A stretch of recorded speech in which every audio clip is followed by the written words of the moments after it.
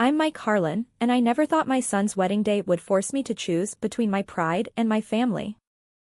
3 years after my divorce from Karen in 2019, I deliberately lived small in a one-bedroom apartment outside Denver.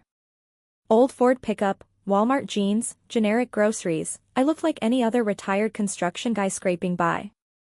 My son Jordan, a software engineer, and his fiancée Ashley, a preschool teacher, had no idea I'd sold Harlan Construction for $14.8 million after taxes and quietly invested every penny. I hid it all on purpose. After Karen took half and left with her trainer, I needed to know who loved me for me. Jordan had pulled away. Ashley's little digs, maybe Grandpa can babysit for free since money's tight, stung, but the real blow came at their reception in the Colorado Springs Country Club. During cocktail hour, she cornered me near the windows overlooking the mountains. Jordan and I found the perfect starter home, $520,000 in Castle Rock. We need $104,000 down.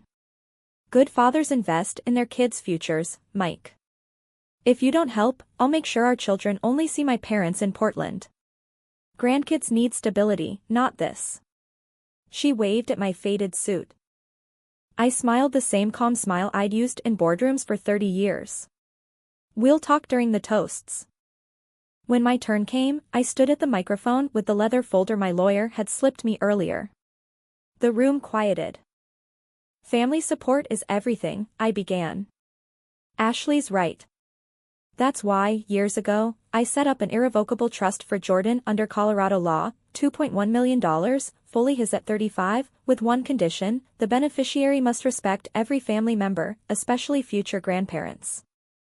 I laid the bank statement on the head table. Gasps rippled.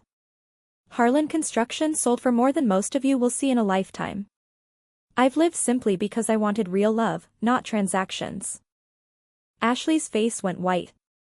Jordan stared like he'd never seen me before. I turned to them both. I'll help with the house, not because I'm threatened, but because I love you. But only if we do this right. No ultimatums. No cutting anyone out.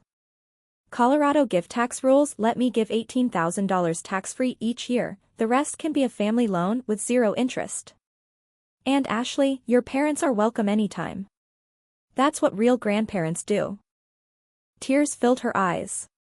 Later, in a quiet corner, she whispered, I was scared.